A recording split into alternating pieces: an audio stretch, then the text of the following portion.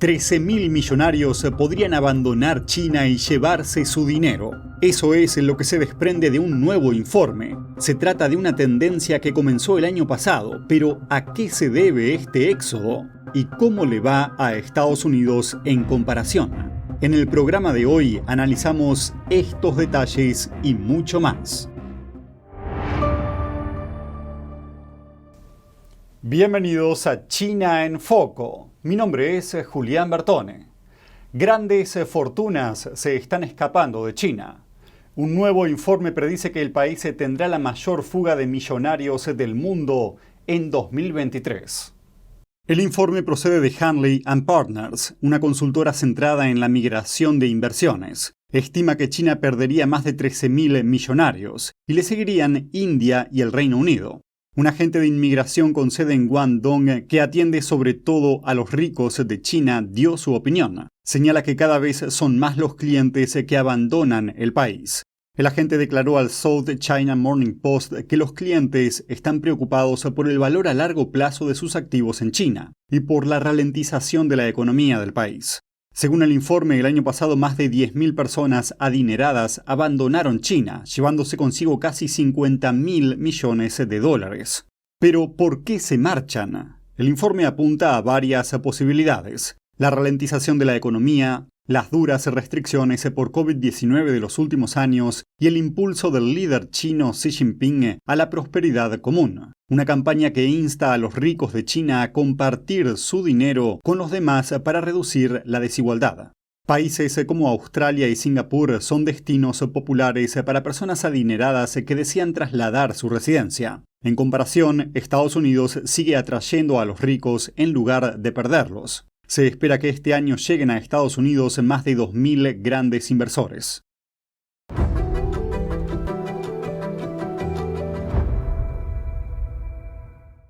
El secretario de Estado estadounidense Antony Blinken prepara su viaje a China para este fin de semana. El miércoles habló con su homólogo chino, pero la llamada no pareció contribuir a aliviar las tensiones entre las dos superpotencias. Qin Gang de China advirtió a Blinken que Estados Unidos debería dejar de interferir en los asuntos internos de China y acusó a Washington de sofocar los intereses de desarrollo de China en nombre de la competencia. Refiriéndose a esos asuntos internos, China señaló que su principal preocupación es la cuestión de Taiwán. China afirma que la isla forma parte de su propio territorio, aunque el régimen chino nunca gobernó Taiwán. En los últimos meses, altos funcionarios estadounidenses se reunieron con dirigentes de la isla para reforzar los lazos, lo que enfureció a Beijing. En respuesta a las declaraciones de Qin, la oficina de Blinken subrayó la importancia de la comunicación y el objetivo de la administración Biden de cooperación entre Estados Unidos y China. El jefe de la diplomacia de Washington tiene previsto viajar a China y Gran Bretaña entre el 16 y el 21 de junio. Eso después de cancelar su plan anterior en medio del incidente del globo espía chino. El viaje de Blinken supondrá la primera visita a China de un secretario de Estado estadounidense en 5 años.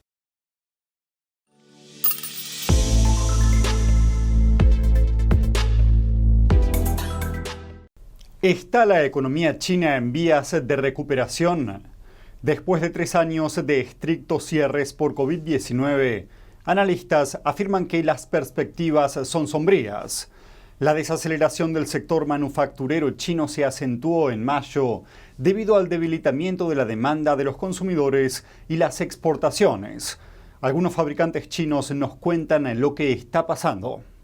Tan pronto como Beijing puso fin a su política de cero COVID-19 a finales del año pasado, ejecutivos de una empresa china fabricante de autobuses eléctricos viajaron a Rusia y al sudeste asiático, con la esperanza de hacerse con pedidos de clientes con los que habían perdido el contacto durante 3 años. Para ser sinceros, el año pasado apenas tuvimos reuniones con clientes extranjeros. Este mes de mayo solo recibimos a 3 grupos. Ante la escasa demanda del mercado nacional, el fabricante de vehículos se está centrando en mercados extranjeros como Rusia, Corea, Tailandia y Myanmar. Del mismo modo, otro fabricante de vehículos especiales lucha por recuperar los pedidos perdidos durante la pandemia, y no es tarea fácil.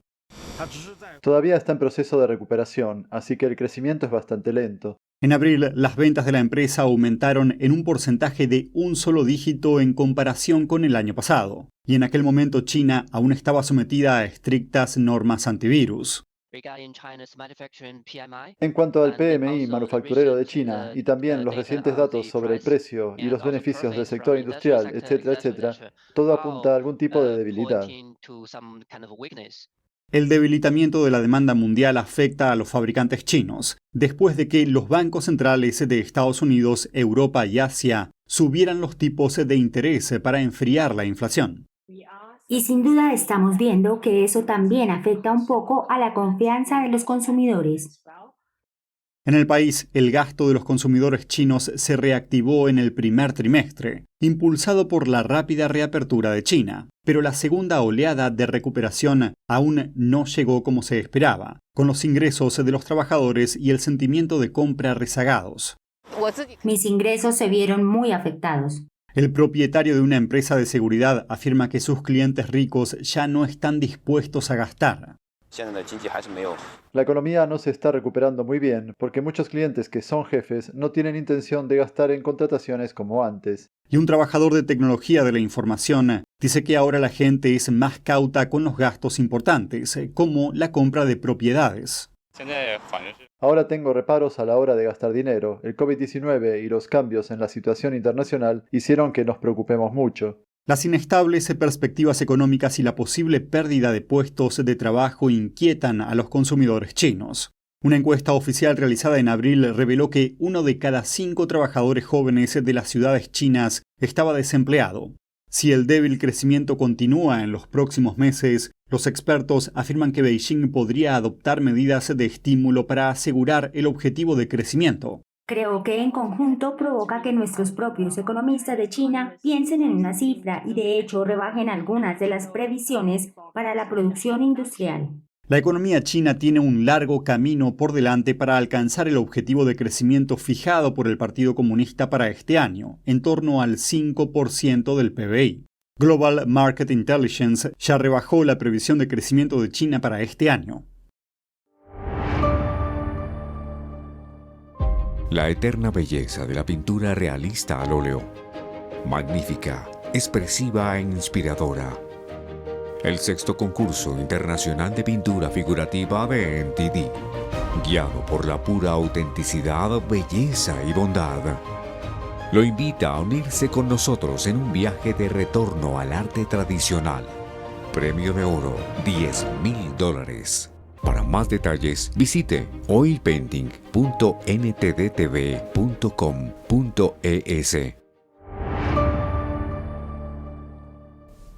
Beijing acaba de anunciar una nueva política para contrarrestar su crisis económica. El Banco Central de China redujo el martes el tipo de interés de los préstamos a corto plazo por primera vez en 10 meses. Los responsables políticos chinos esperan un repunte económico. El mercado del país se tambalea tras la pandemia. Los ciudadanos chinos cobran sueldos más bajos y las empresas siguen cerrando. Miremos lo que está pasando.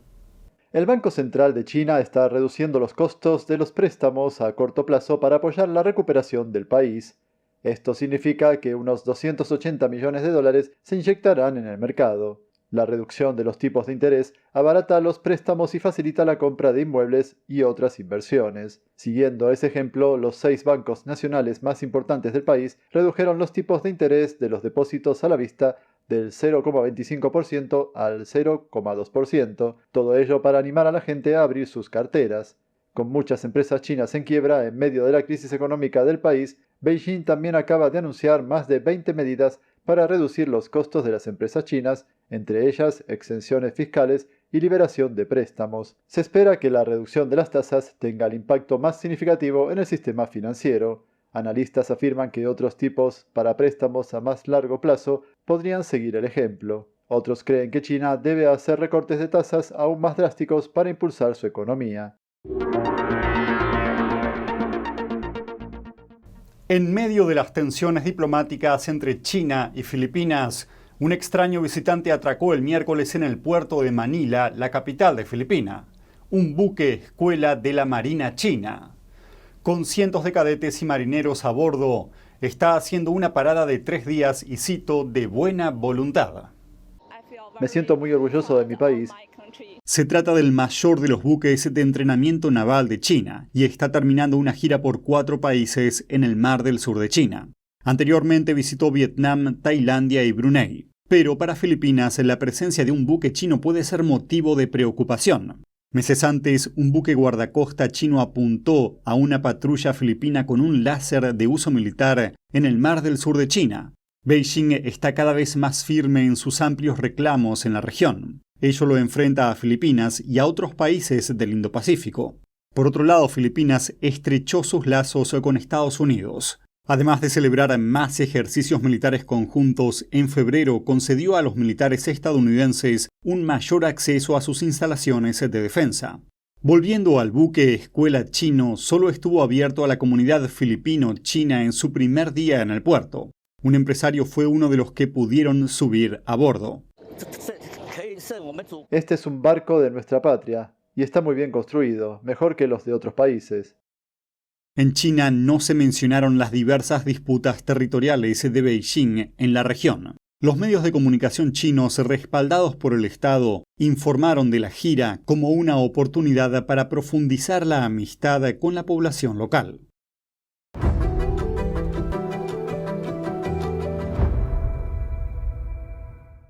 En otro lugar del Pacífico se está dando un nuevo paso para contrarrestar la influencia del régimen chino.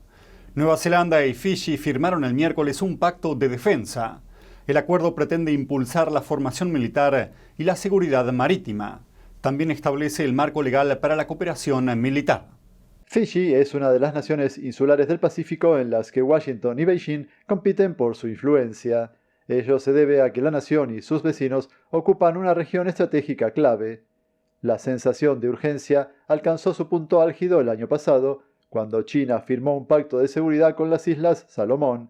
Esto puso a Occidente en alerta máxima ante la preocupación de que el acuerdo pudiera dar lugar a una base militar china a solo 1.600 kilómetros de la costa de Australia. Desde entonces, Estados Unidos, Australia y Nueva Zelanda se esfuerzan por estrechar lazos con las naciones del Pacífico. El mes pasado, Washington firmó un acuerdo de cooperación en materia de defensa con Papúa Nueva Guinea. Fiji firmó un acuerdo policial con China hace más de una década, pero el actual primer ministro del país suspendió ese pacto tras su llegada al poder. A lo largo de la historia, las personas de fe han sido puestas a prueba para defender sus creencias, y el siglo XXI no es la excepción. Pero en un mundo modernizado hay una batalla que no solo busca destruir a los creyentes, sino a cada persona. Porque hay mensajes que dan un gran lugar a confusión y que terminan siendo un diálogo con el mal. What we are called upon is to tell the truth, to stand for the truth, no matter what.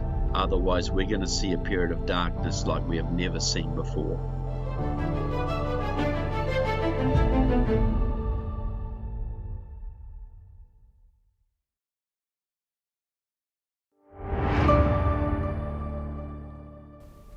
El martes, legisladores estadounidenses lanzaron una advertencia.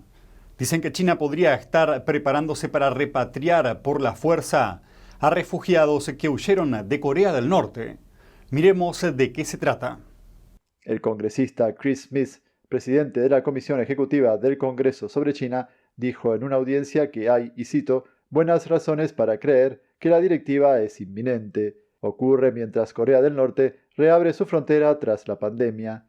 El congresista citó informes según los cuales unos 2.000 y quizás muchos más refugiados norcoreanos se enfrentan a la repatriación, algo que, según dijo, les sometería a graves violaciones de los derechos humanos a su regreso. Smith dijo que compartió su preocupación con las Naciones Unidas en abril, instando a la organización a utilizar su influencia con Beijing para detenerlo. Tanto la embajada china en Washington como la misión norcoreana ante la ONU no respondieron a solicitudes de comentarios de la prensa.